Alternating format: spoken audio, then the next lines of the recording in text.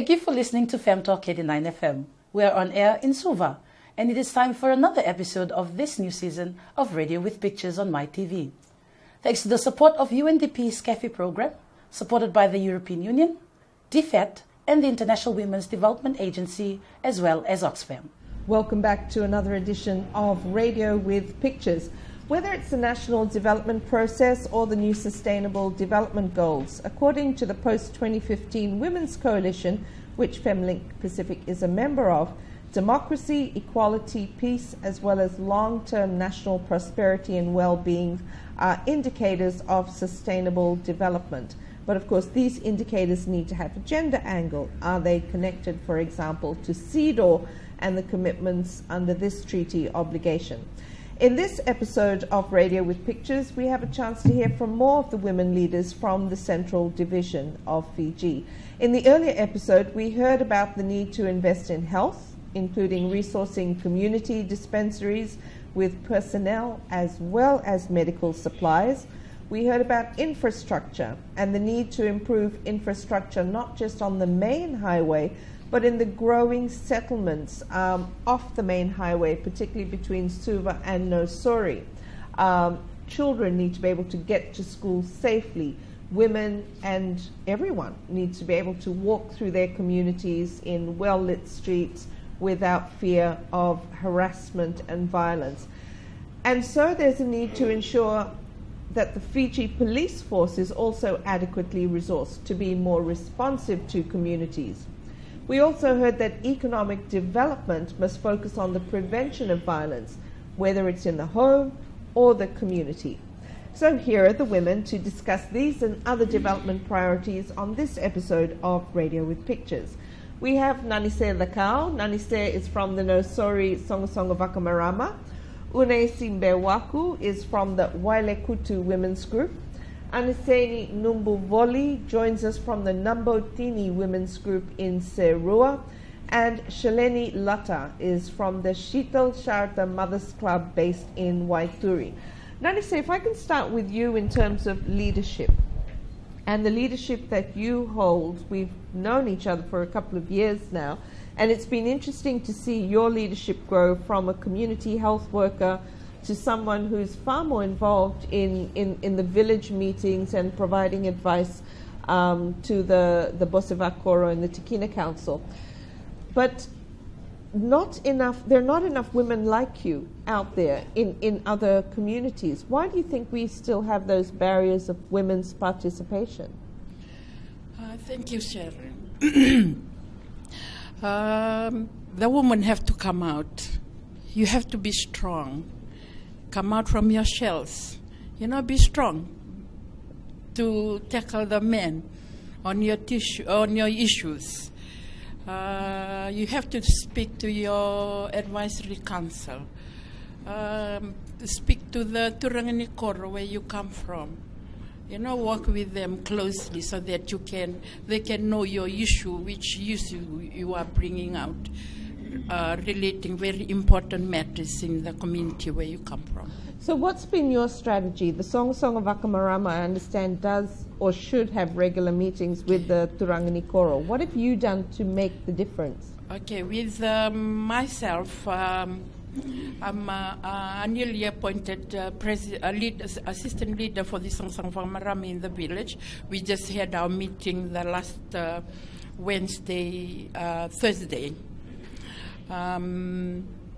I usually speak for the Songasonga Wakamarama in the village because, as you all know, coming from the village, most of the ladies are married in the village and they feel shy to talk about their issue, or maybe their husbands from home is stopping them from talking in the village meeting.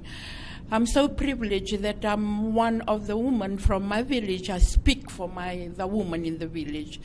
And I'm also the president for the community health worker in the Rewa subdivision. So actually, I'm representing 250 women when I'm here today. And when you sit and talk at the village meeting, you're bringing all of their issues there as well. When I talk in the village meeting, For example, the issue that I'm going to talk about today, this issue has been going on since they developed the Nusuri town. And the creek that I'm also going to talk about today, it used to be a river, and now it turns into a creek. And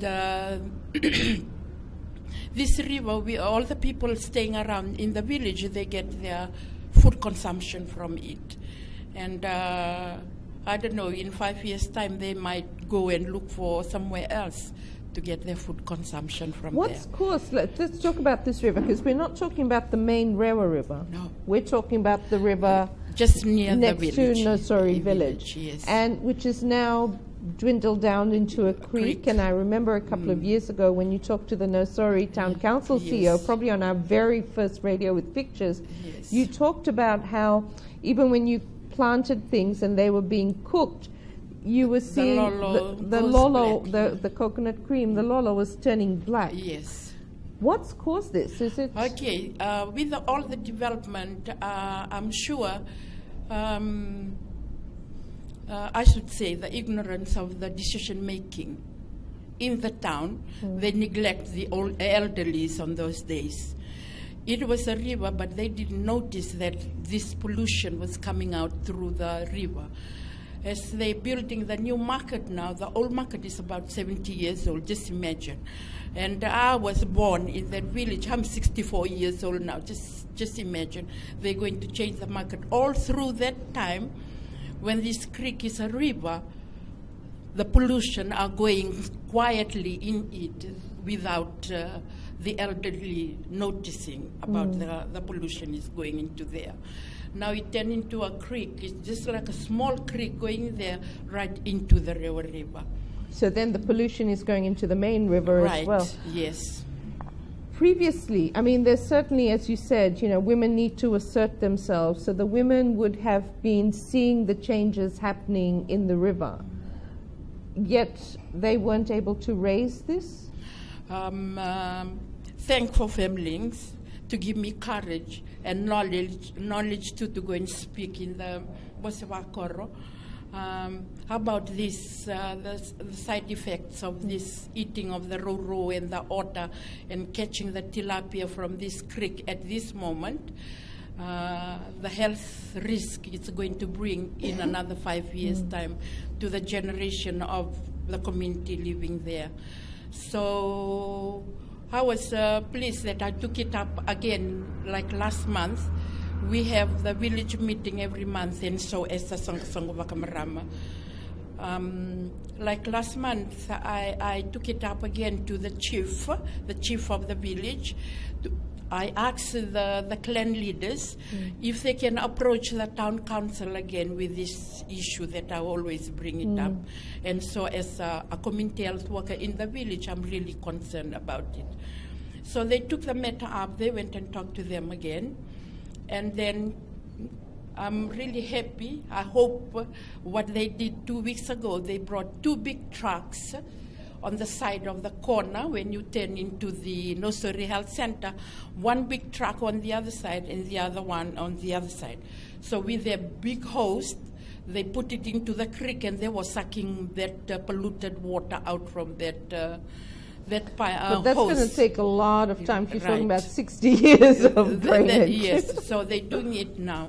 And another thing, not really I blame them, because the elderlies during those days, they are not well educated and they are not aware of the impact of the environmental impact on that area. I don't really know whether it was done on that time, the environmental impact assessment Of all that of development. all that area before they put their wastewater in there.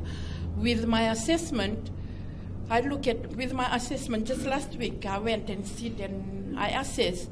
It's almost 8 different ways. The pollution coming from all 8 different directions into this creek. Just imagine those years into this river. So now it turned into a creek.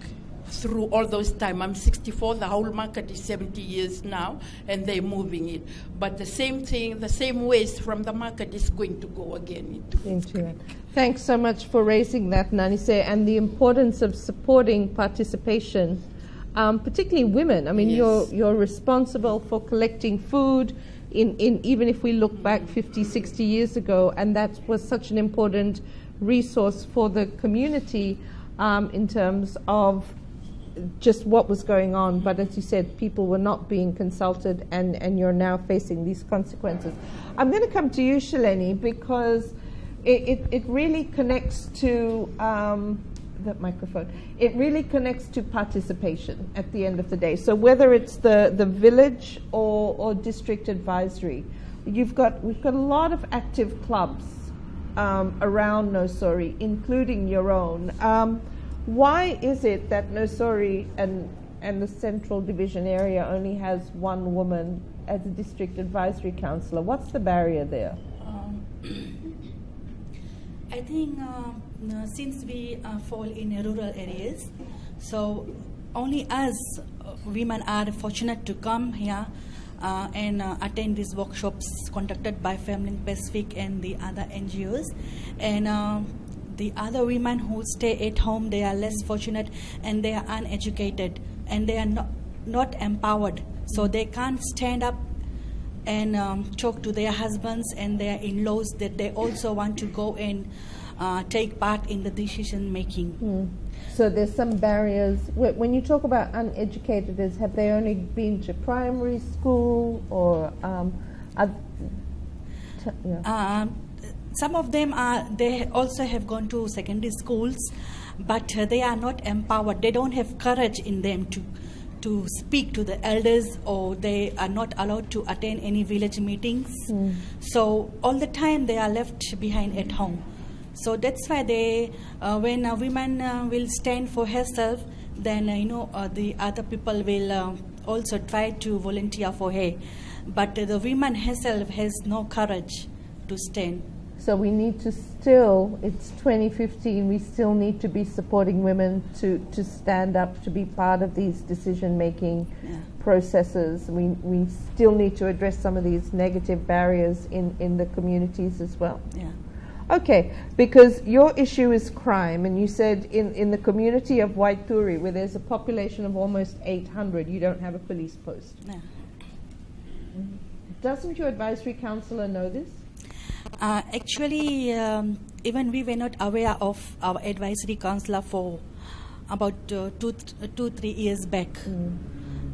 The advisory councillor was there, but he was not active. So luckily we have a newly elected as advisory councillor in my community, and he is quite active. So we are trying to talk to him to solve this problem. And we have also tried to work with the police post as a partnership, so that we ourselves and the police, we can work together. Okay, thank you, Shaleni. Anaseni, I'm going to come to you. You've probably travelled the furthest in terms of joining us from the Nambotini Women's Group, and you talked about the high level of unplanned pregnancies. So as a young woman, what's the challenge there? Are you not able to talk about what your health needs are? Young men and young women not talking about relationships or positive relationships. Why are you concerned about this issue of unplanned pregnancies in your village? The reason this issue is one of my concern, because young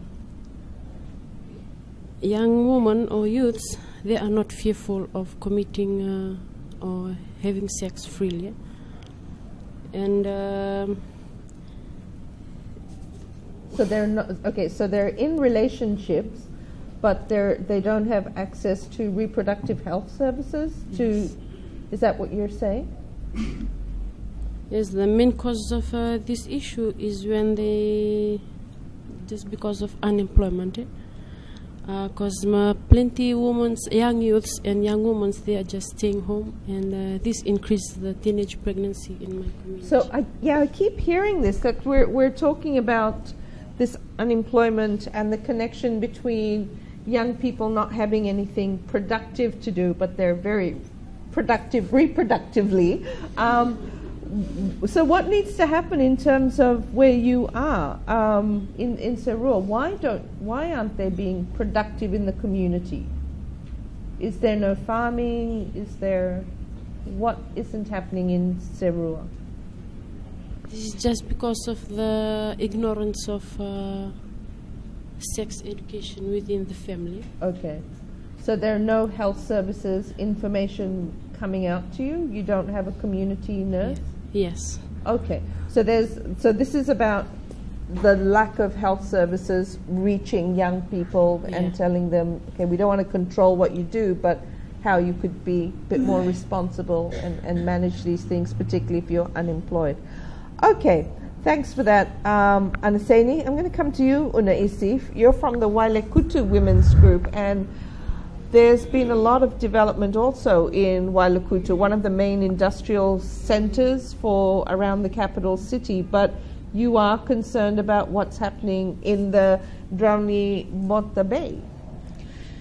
As for me, I from one of the village there, from Nevikinkin village. We as a young woman, we don't, if there's a village community meeting, only there's a village level there for elderly people to be involved, excluding us and youths and women to be involved in those kind of meeting for the decision making of the development. And we as a youth, we're not really included, and that's why only we know that there the development taking place without us knowing it, what's for us to be involved in, so that we can bring up some concerning to those.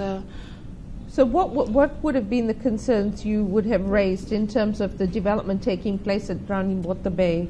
I think this is a lack of communication between us, the youth, and to the village So elders. what are you seeing? Are they cutting down the mangroves? What's happening? Yes, they are cutting out the mangroves, which is now flooding occurs mostly in our area. Within, if there's rain, within 3 to 4 days, automatically there's a flood there. And also, for us as women in those, mostly women on those areas, we rely much on food resources in the sea and the shore. And nowadays, we find it difficult to find food resources there, which we have to go out into the outer seas looking for food resources. And as women, it's a bit risky to left your kids behind at home, where you can go out and look for fish. Before we have to come back early, and today we have to came late because we have to put food on the table. Further out, because the mangroves were there. You can get crabs, you can get kai, you can get the fish, and now you can't. Now it's a bit difficult because of the waste of the industries too there.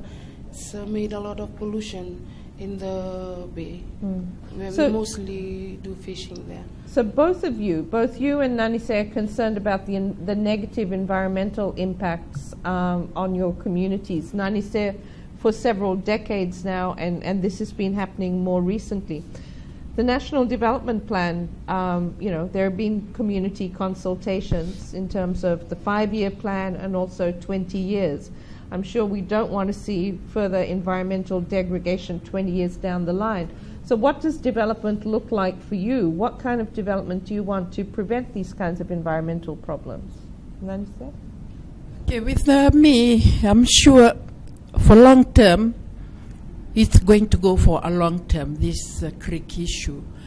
And with the consultation that they came, I knew that they came, but we were not notified that they came in the village. For the 5 years, I'm asking the government if they can do something before other development that is going to occur in Nosori town. We are the landowners of the Nosori town, and we are not consulted on this development. I'm sorry to say that. But development is very good for the town. We need it in Nosori. As we all know that Nosori serves 3 provinces, the Rewa, Neitasiri, and Tailevu. And they need the new bus stand and the market. So the waste is going on the wrong direction if But they can do something. One of the things that Unaisi raised is that for her, the women, the young women, like you said, particularly if you're married into the community, you're not being consulted. So how can we make this change that even if development is going to be discussed with the village leaders, that the women and the young women are also there? Okay, I think we have to push ourselves. We speak out in the Posivakor and just try and tell the leader of your clan, I want to be there in the Posivakor because I have this issue to talk about. And we need to keep the pressure on the government officials to make sure that they're telling people we also want to hear the views of women and young women. Yes. Would that be right? Yes. Okay, so Shaleni and Anaseni, in terms of your issues, Shaleni, how can we make sure that the women, particularly from the Indo-Fijian community, where they need to be able to talk to the district advisory councillors or the development planning, how can we make sure that women are being heard? You've talked about empowering them, the activities, but what can we do at the club level? What can you do? As a secretary of my club, I have put up a point that once a month we should call somebody from some official and Department of Women to come and encourage the women, to empower them, and they do awareness for us that the women, they will get to know their rights, and women will get the idea that they are not supposed to be sitting around in the house all the time. The women, they have right to stand up and speak for themselves. Should district advisory council meetings take place at a time when the women should be able to attend? We heard in the previous episode of Radio with Pictures that women can't attend meetings at night. It's just not, it's too hard.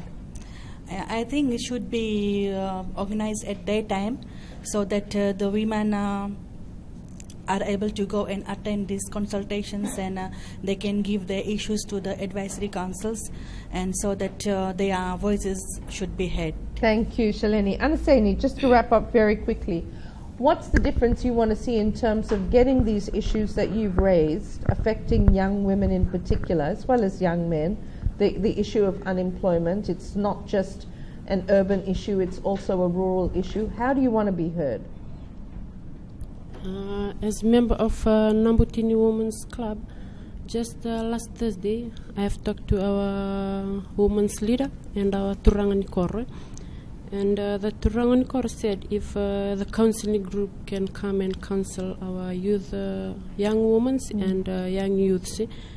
And also we want some workshop and consultation done in our community just to prevent Okay, so it looks like that you, Anaseni, are becoming a very important voice for young people in your community. And on that point, we'll wrap up this edition of Radio with Pictures. Thank you so much, Nanise Thakao, Unaisi Mbewaku, Anaseni Nambuvoli, and Shaleni Lata. We look forward to your company on our next episode of Radio with Pictures. Thank you, Sharon. We will be back the same time next week for another episode of Radio with Pictures. And don't forget to tune in to Femtalk 89 FM Suva if you're living in the Nosori-Navua corridor, or Femtalk 89 FM Lambasa from 10 a.m. to 2 p.m. weekdays in Lambasa town.